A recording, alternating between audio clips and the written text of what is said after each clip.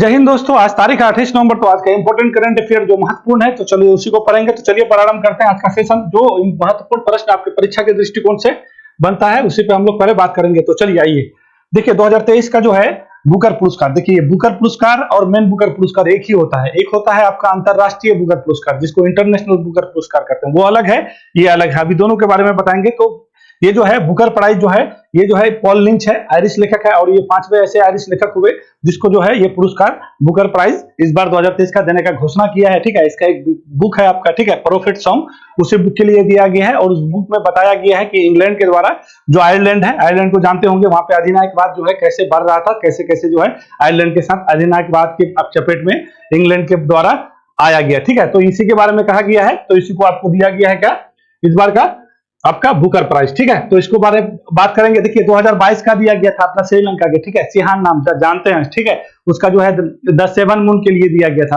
आप लोग को पता होगा। ठीक है, तो वो 2022 का था, ये 2023 का है। चलिए आगे चलते हैं।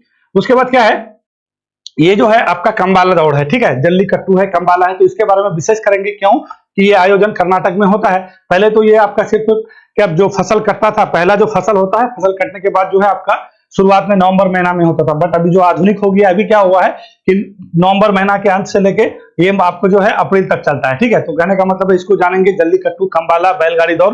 इस पे सुप्रीम कोर्ट कई बार जो है एक बार जो है रोक भी लगाया था, फिर पर्यावरण मंत्रालय द्वारा जो है अधिसूचना जारी किया, फिर तमिलनाडु सरकार द्वारा जो है पशु निवारण अधिनियम में संशोधन भी किया। तो ये सारा चीज बात करेंगे। ठीक है, 2014 से ये मामला है, तो थोड़ा सा यहाँ से क्वेश्चन पूछ लिया जाता है, तो इसको हम लोग बिल्कुल भी जान लेंगे। उसके बाद क्या है ना, नाइट स्काई आपका जो है ये क्या बोलते हैं आपका सेकेंडरी जो है खोला गया लद्दाख में। ठीक है, तो इसका घोषणा किया गया है अपना जितेंद्र सिंह द्वारा, तो इसको भी जान लेंगे। उसके अलावा क्या है, अभी गुरु नानक सिखों के प्रथम गुरु नानक जी का जो है आपका 554वां जयंती जो है आपका मनाया जा रहा है। कल कार्तिक पूर्णिमा के दिन ये मनाया जाता है। तो हम लोग के गुरु नानक जो सिख धर्म के स्थापना किए थे, पहले गुरु थे। ठीक है, तो इसका आपका जन्म कब होता है, ये होता है आपका 1469 में, और यहाँ पे आज का ननकाना साहिब है, पाकिस्तान में पड़ता है, जिसको हम तलबंडी कहते हैं। ठीक है, तो इसको भी बारे में थोड़ा सा सीखोगे जितने भी गुरु हैं, ठीक है, क्योंकि यहाँ से हम लोग को क्वेश्चन पूछ लेता है, तो हम लोग बात कर लेंगे। उसके बाद क्या है, ये है आपका मलेशिया। मलेशिया में क्या है ना कि अभी जो भारतीयों के लिए वीजा मुक्त कर दिया, यानी 30 दिन जाइए आप बिना वीजा के वहां पे रह सकते हैं। ठीक है, तो मलेशिया का जो है आगे प्रधानमंत्री है अनवर जी, तो उसी के द्वारा ये घोषणा किया गया है। तो ये थोड़ा सा महत्वपूर्ण, देखिए हाल फिलहाल में कई सरकार किया है। ठीक है, ये आपका थाईलैंड भी किया था, ठीक है, फिर आप श्रीलंका भी किया था, ठीक, फिर आपका मलेशिया कर दिया है। तो ये पेट्रोन्स टावर है, इसको पता होगा आप लोग को। ठीक है, तो ये मलेशिया में पड़ता है, इसके बारे में जान लेंगे। फिर क्या है, ये है हमारे प्रधानमंत्री जी, और ये है यूएई के दुबई में जो है आपका COP28 का जो है आपका आयोजन शुरू हो गया है। आप से आपका लेके दिसंबर तक चलेगा। ठीक है, तो मोदी जी भी 30 तारीख को जाने वाले हैं, और वहां पे इस बार बहुत सारा बात होगा। स्टॉकटेक इस बार जो है एक नया धारणा निकल के आया है, स्टॉकटेक। ठीक है, तो इसके बारे में जो है जितने भी देश है जो पेरिस आपका COP21 में जो पेरिस समझौता हुआ था, उसके बारे में बताया जाएगा कि कौन देश जो है अपना देश वहां पे जो है कार्बन कम करने के लिए क्या क्या कदम उठाया है, अपने बारे में जानकारी देगा। तो ये थोड़ा सा इस बार महत्वपूर्ण हो जाता है। COP28 को थोड़ा सा जान लेंगे। देखिए ये COP28 क्या है बता देता है। ये जो है ना कॉन्फ्रेंस ऑफ पार्टीज होता है, इसको जो है UNFCCC यानी United nation framework on convention on climate change होता है। ठीक है, तो इसी के द्वारा ये आयोजित किया जाता है, और इस बार 28वां होगा। 27वां आपका हुआ था मिस्र के शर्म शेख में। ठीक है, तो ये सब चीज हम लोग जानेंगे। चलिए प्रारंभ करते हैं। क्वेश्चन कुछ ज्यादा नहीं है, तो चलिए आगे बढ़ते हैं। ये जो भी महत्वपूर्ण क्वेश्चन होता है उसी के बारे में बात करेंगे। अलबल क्वेश्चन के बारे में हम लोग बिल्कुल भी बात नहीं करते हैं। ठीक है, तो क्या है, पहले 2023 का बुकर पुरस्कार किसने जीता है। तो बुकर पुरस्कार तो आप लोग को नाम बोल ही दिए हम, पॉल लिंच है। ये कौन है भैया, ये पॉल लिंच है। कहाँ के कहिएगा, ये पॉल लिंच है आयरिश के, मतलब आयरलैंड के। कहाँ कहिएगा, ये आयरलैंड के हैं। सबसे पहली बात है ये आयरलैंड के हैं, आयरलैंड के लेखक हैं। ठीक है, और इसका किताब का नाम क्या है, तो क्या कहिएगा, प्रोफेट सॉन्ग। ठीक है, तो इसको तो थोड़ा सा याद रखिएगा। ठीक है, प्रोफेट सॉन्ग है। ठीक है, देखिए ये बुक में क्या कहा गया है। जो ब्रिटेन है ना, जो ब्रिटेन है जानते हैं, ब्रिटेन का सब कोई कॉलोनी रहा है, हम लोग भी रहे हैं। पूरा देश में कहा जाता था कि ब्रिटेन का जो है, इंग्लैंड का जो है कभी सूरज डूबता ही नहीं था। ठीक है, तो कैसे अधिनायकवाद तो जानते ही कि अपना डिक्टेटरशिप अधिनायक है। ठीक है, अपने आप को सुपर पावर दिखाना। ठीक है, तो उसी के बारे में अधिनायकवाद के बारे में इसमें बात कहा गया है। तो ये थोड़ा सा आपको जान लेना है। चलिए अब आते हैं, और ये कैवे हैं, तो ये क्या कहिएगा, 5वें आयरिश लेखक हैं। ये बुकर पुरस्कार जीतने वाले कैवे हैं, 5वें हैं। ठीक है, ये आयरलैंड के हैं, 5वें आयरलैंड के नागरिक हैं। ठीक है, ये बात तो आप समझ गए। अब आइए ये पुरस्कार होता क्या है। देखिए एक बुकर पुरस्कार ऐसे व्यक्ति को दिया जाता है ये जो किताब इंग्लिश में लिखा हो, ठीक है, और ये कहाँ पे लिखा हो, ये आपका इंग्लैंड में लिखा हो और पब्लिश वही हुआ हो, ठीक है, इंग्लैंड आयरलैंड में लिखा हो और उसका पब्लिश भी वहीं पे इंग्लिश में लिखा हो। और एक आता है अंतरराष्ट्रीय बुकर पुरस्कार, तो वो क्या है, ट्रांसलेट हो, इंग्लिश में ट्रांसलेट हो और इंग्लैंड में वो छपा हो, तो वो अंतरराष्ट्रीय बुकर पुरस्कार हो जाएगा जो 2004-5 से दिया जाता था, ठीक है। तो ये बात आपको याद रखना है, वो अलग है, ये अलग है। जो अंतरराष्ट्रीय जो बुकर पुरस्कार होता है वो इस बार जो है आपका एक थे जॉर्जी गैस्पार्डिनो थे, ठीक है, पहले बुल्गारिया लेखक थे, उसका जो है एक बुक था टाइम शेल्टर, तो 2023 के लिए उसको दिया गया था। ये बात आपको इस वजह से बता रहे हैं क्योंकि यहां से आपका कंफ्यूजन होता था। क्या कहिएगा, जॉर्जी गैस्पार्डिनो है, तो उसको थोड़ा सा नाम तो याद रखिएगा, ठीक है। तो जॉर्जी है, ठीक है, जॉर्जी है, ये है ना आपका जॉर्जी, ठीक है, ये जॉर्जी गैस्पार्डिनो है, ये कहाँ के हैं, बुल्गारिया के हैं, तो ये तो थोड़ा सा याद रख लीजिएगा, बुल्गारिया लेखक हैं, ठीक है। इसको पहला बुल्गारिया लेखक था जिसको क्या कहिएगा, अंतरराष्ट्रीय बुकर पुरस्कार इसको दिया गया था, किसके लिए, 2023 के लिए, ठीक है।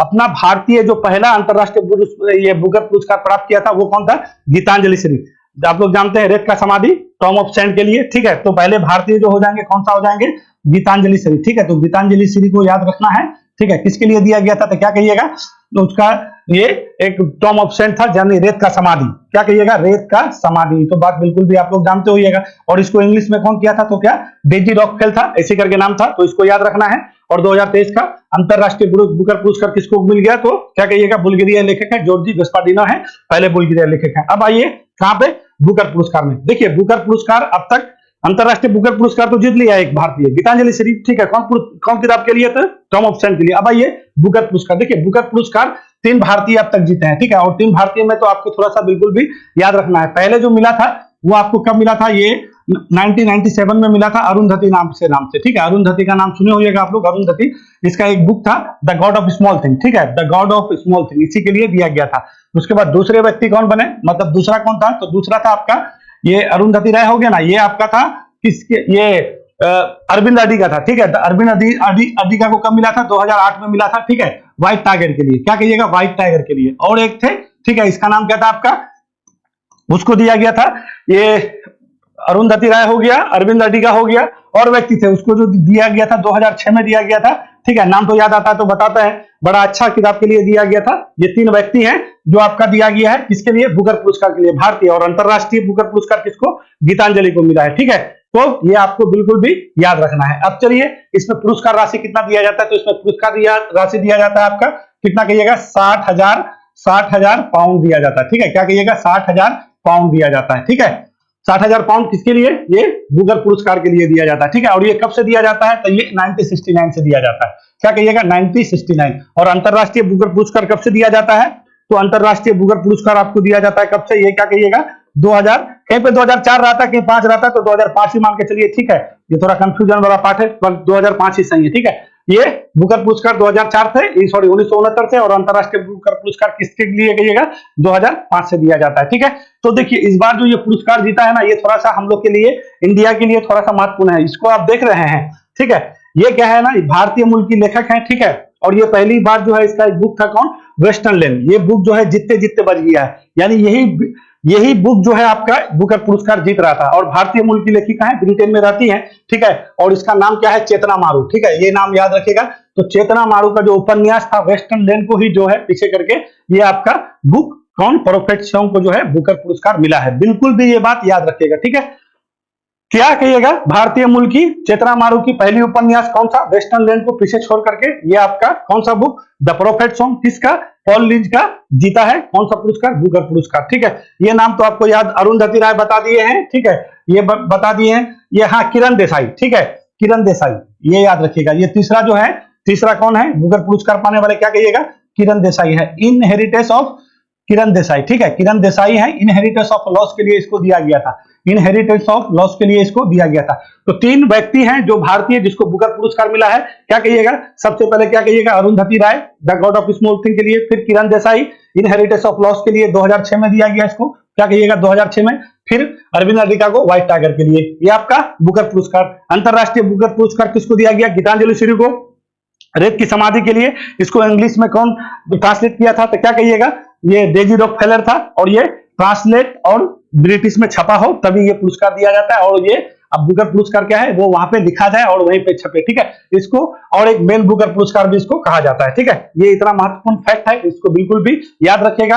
और चेतना मारू को तो बिल्कुल भी याद रखेगा, भारतीय मूल की है। अब पहले इसका उपन्यास था वेस्टर्न लैंड, बहुत पूछ देगा कि वेस्टर्न लैंड जो है किसका लिखा हुआ है, तो क्या करना है, चेतना मारू का। बहुत इंपॉर्टेंट चीज बता रहे हैं, बिल्कुल भी याद रखना है। इस बार का बुकर पुरस्कार भारतीय मूल की लेखिका जो बोले हैं चेतना मारू की पहली उपन्यास वेस्टर्न लैंड को पीछे छोड़कर जो है पॉल लिंच का उपन्यास परफेक्ट सॉन्ग के लिए 2030 का बुकर पुरस्कार दे दिया गया है। देखिए 2023 का बुकर पुरस्कार में आइए आप, देखिए सॉरी 2023 का तो आपको बोल ही दिए हैं, सॉरी 2022 का आपका बुकर पुरस्कार वो कौन जीतेगा, तो वो जीतेगा आपका जो है ये आपका श्रीलंका के थे सेहान जी, ठीक है, सेहान थे, ठीक है, इसको भी याद रखेगा, सेहान थे, ठीक है। उसको 2022 का दिया गया था, 2022 का दिया गया था बुकर प्राइज। क्या कहिएगा, बुकर प्राइज कौन सा किताब के लिए, द सेवन मून ऑफ कोलम अल्मोडा करके था, ठीक है।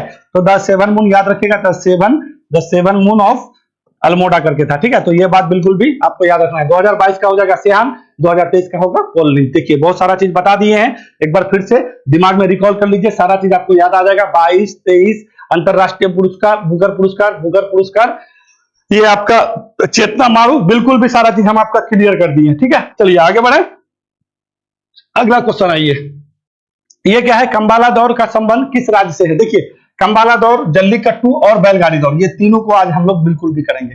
क्या करेंगे, जल्लीकट्टू के बारे में जानेंगे। जल्लीकट्टू, देखिए जल्लीकट्टू, कंबाला और जल्लीकट्टू कहां पे, तमिलनाडु में मनाया जाता है, ठीक है। देखिए जल्ली मतलब होता है क्या, पैसे का थैला, कट्टू मतलब होता है सींग, यानी सींग पे जो पैसा का थैला बना जाता है। और ये जो है वहां पे देखिए, वहां पे जानते हैं तमिलनाडु में जानते हो पोंगल होता है, ठीक है, पहला फसल जो कटता है उसी के पोंगल मनाया जाता है। और जैसे पोंगल मनाता है उसके सुबह में जो है आपका ये जल्लीकट्टू खेल होता है, ठीक है। तो ये खेल और कंबाला और बैलगाड़ी, इस सब पे क्या हुआ है ना, बाद में बताएंगे कि आपको इधर का आसान, पहले ये सुन लीजिए। कंबाला, जल्लीकट्टू और बैलगाड़ी क्या है ना, ये पशु से संबंधित खेल है, ठीक है।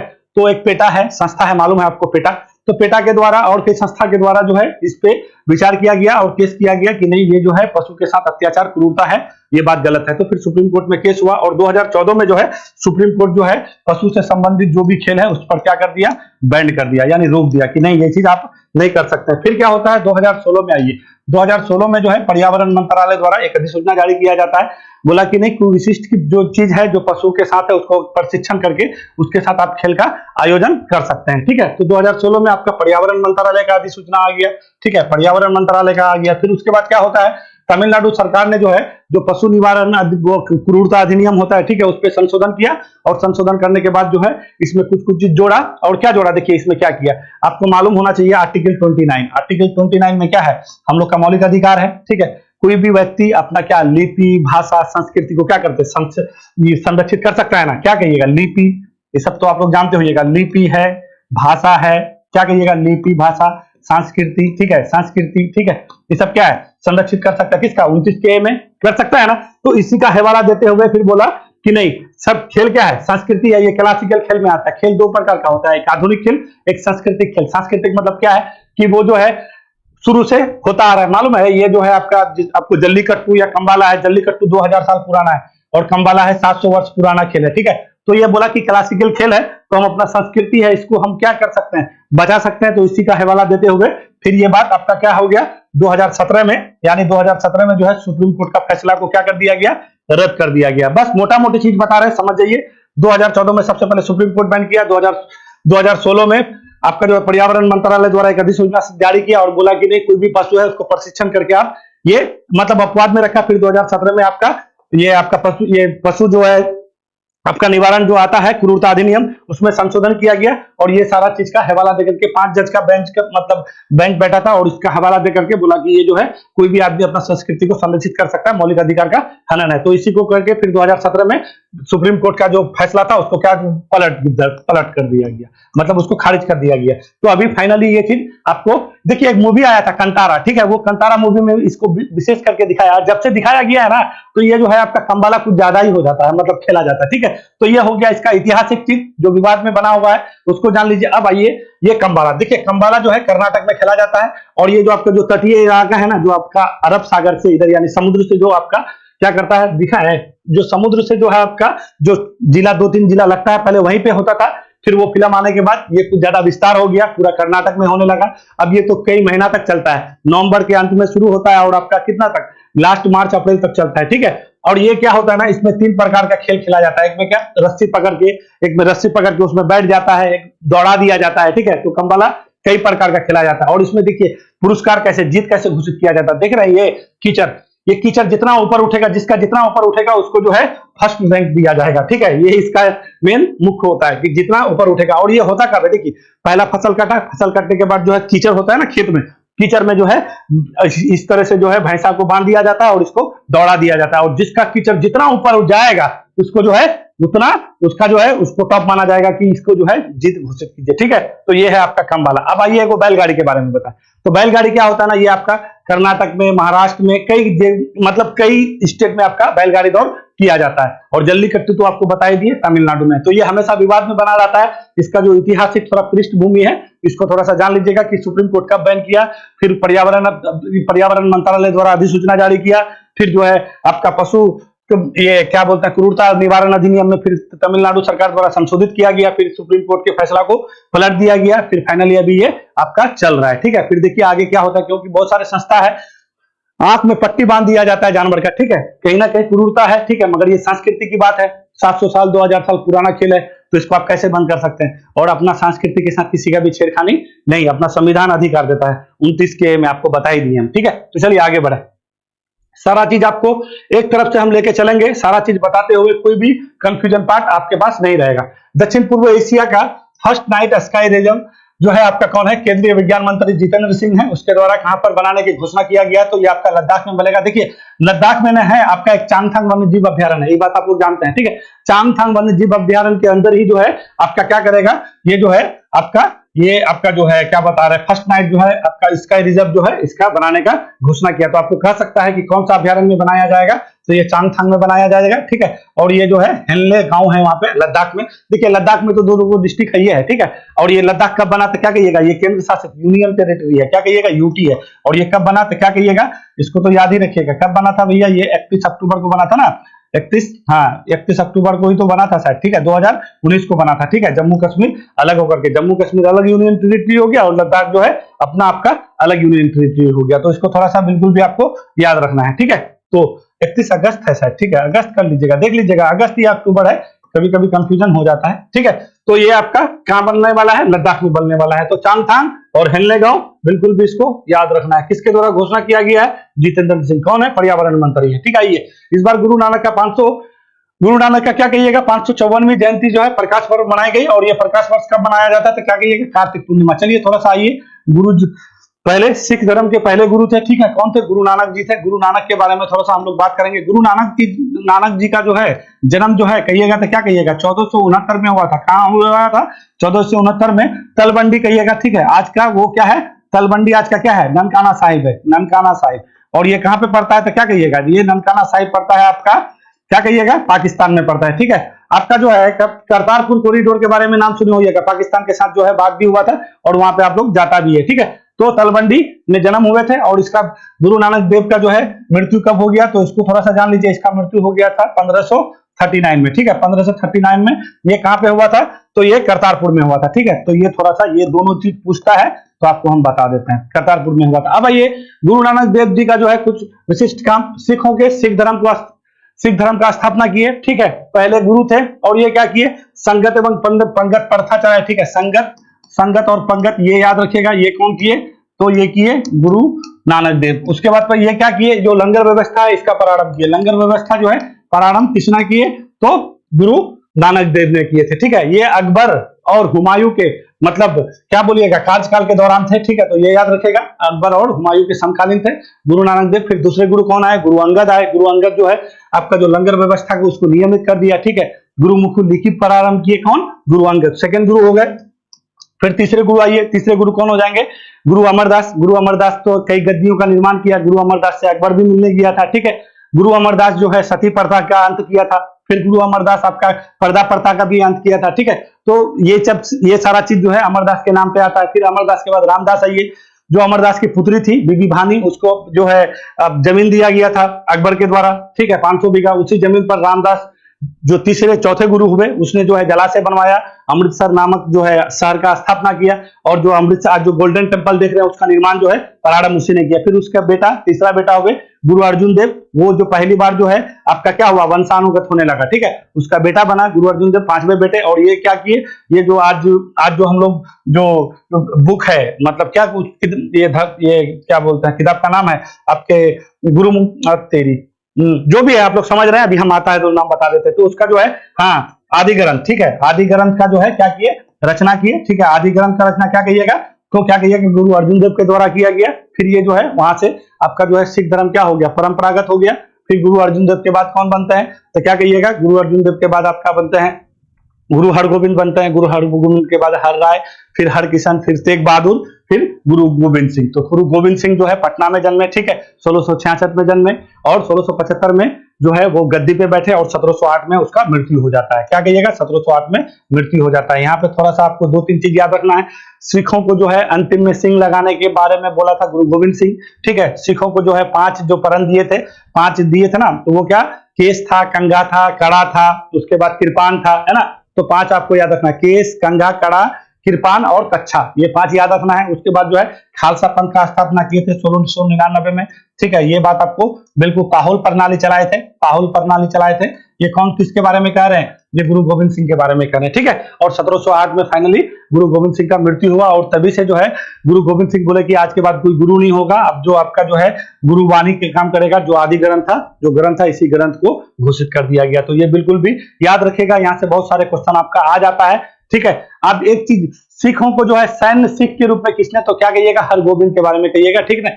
तो इसको बारे में जान लीजिएगा। और जो है शादी का एक पद्धति था सिखों में, लवन पद्धति, ठीक है, उसको अमरदास ने चलवाया था, ठीक है। कि हिंदू धर्म जो है ना, हिंदू धर्म से जो है अलग रीति रिवाज पर आपको शादी करने का, मतलब कि हिंदू जो है, जो हिंदू धर्म है उसके साथ जो है कोई सिख शादी नहीं करेगा, ऐसे पद्धति को लवन पद्धति कहते हैं। और इसको किसने किया था, लवन पद्धति कहते हैं इसको, अमरदास ने। और गुरु के क्या गुरु थे, तो सिखों के तीसरे गुरु थे अमरदास। इसको भी थोड़ा सा आपको जान लेना है। चलिए आगे बढ़ते हैं, फिर लंबा चला जाएगा। आइए, मलेशिया के प्रधानमंत्री अनवर जी, ठीक है, इसके द्वारा जो है कल ही आपका घोषणा किया गया है कि जब भारतीयों के लिए और चाइना, जो भी भारत के लोग हैं और चाइना के लोग हैं, बिना वीजा क्या कर सकते हैं, मलेशिया जा सकते हैं और 30 दिन तक रह सकते हैं। ऐसा क्यों कर रहे हैं भाई, पर्यटन को बढ़ाने के लिए। थाईलैंड भी किया था, अभी थाईलैंड के बारे में बताए थे कि आपका जो है वहां पे थाबी सिंह का जो प्लान है कि कैसे जो है पर्यटन को आगे बढ़ाएं, लोग आएगा, हमारा अर्थव्यवस्था बढ़ेगा, है कि नहीं है। तो इसी को लेकर के मलेशिया जो है, क्योंकि मलेशिया जानता है चारों बगल से समुद्र से घिरा हुआ है कि नहीं है। अभी आपको हम बता पेट्रोन्स टावर को दिखाए थे, बड़ी बड़ी बिल्डिंग भवन बना हुआ है, ठीक है। तो भारतीय बहुत सारे लोग जाते भी हैं, तो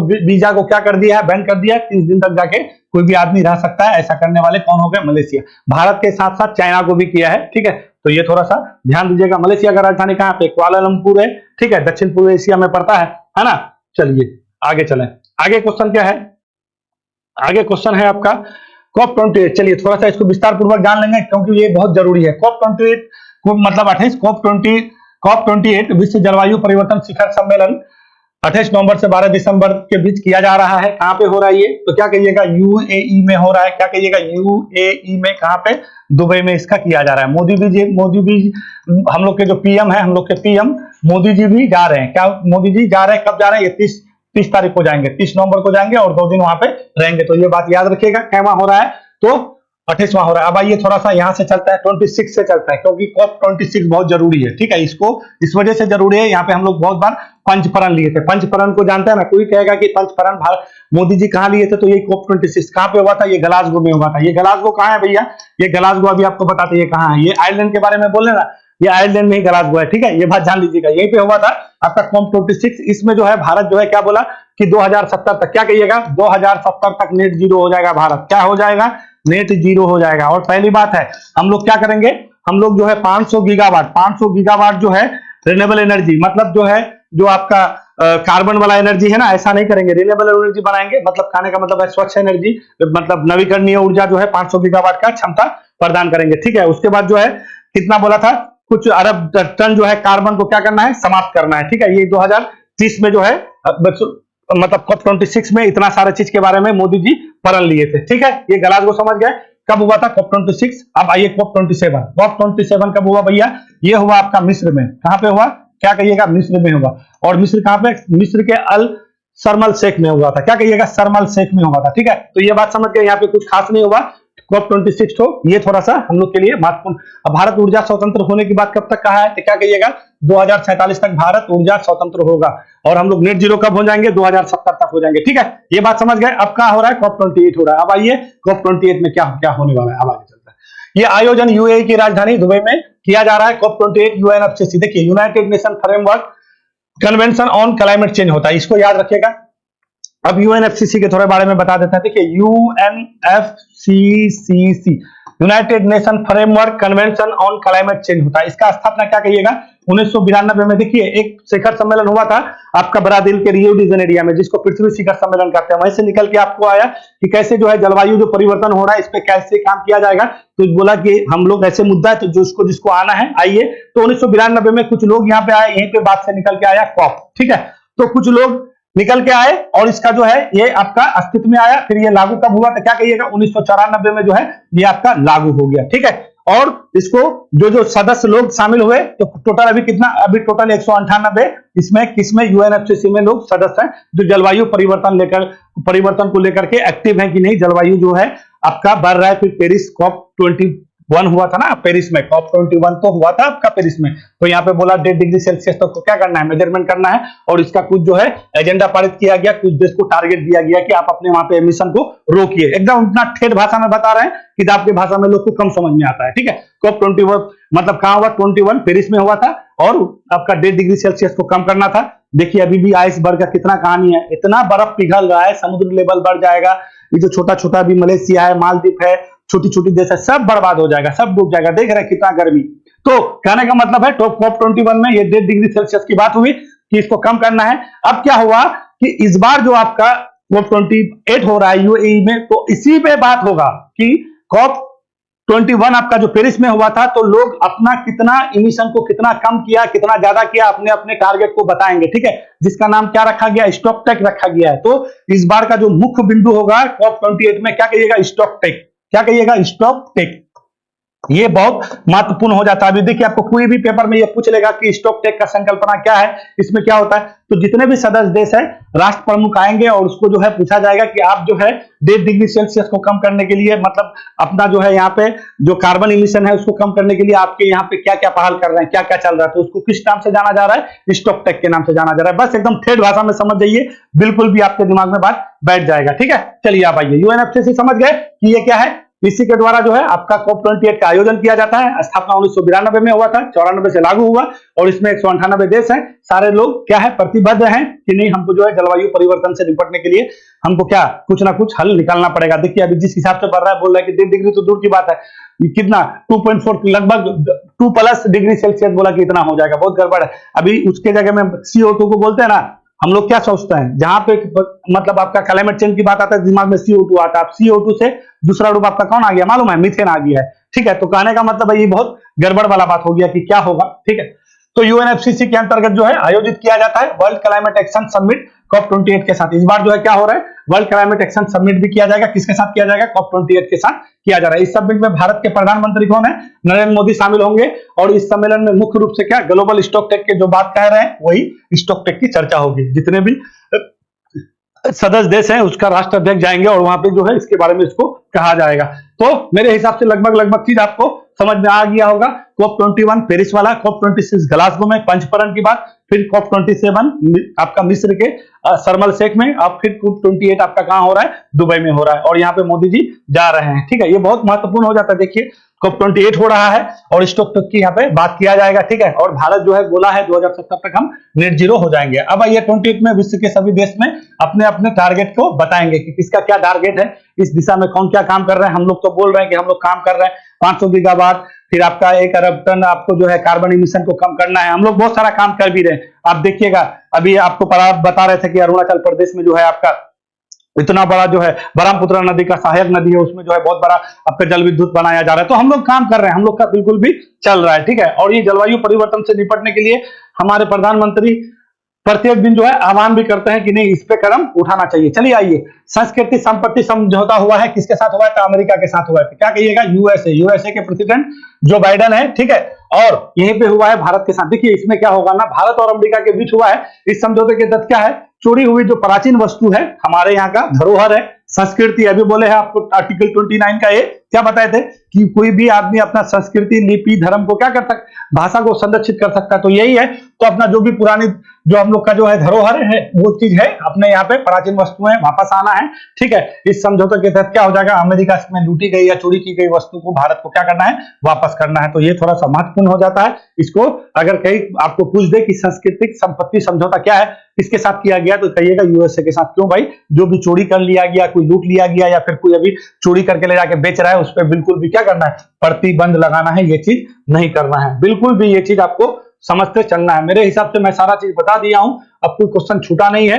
कम्बाला को तो बिल्कुल भी याद रखिएगा, ठीक है। चलिए अब हो गया है, चलिए ना, फिर कल हम लोग मिलते हैं एक नया एनर्जी के साथ, नया जोश के साथ। और जो भी चीज पढ़ाता है कॉपी रखिए, अपने भाषा में चीज को समझने का प्रयास कीजिए और अपने भाषा में लिखने का प्रयास कीजिए, ठीक है। अपने भाषा में कीजिएगा तो फिर कभी नहीं भूलिएगा। किताब के भाषा में या कोई भी भाषा में, किसी के नोट्स के भाषा में कीजिएगा तो फिर नोट्स ही बन के रह जाएगा, वही भाषा में रह जाएगा। अपने हिसाब से समझिए, ठेठ भाषा में समझिए, ज्यादा दिन तक याद रहेगा, ठीक है। चलिए, धन्यवाद।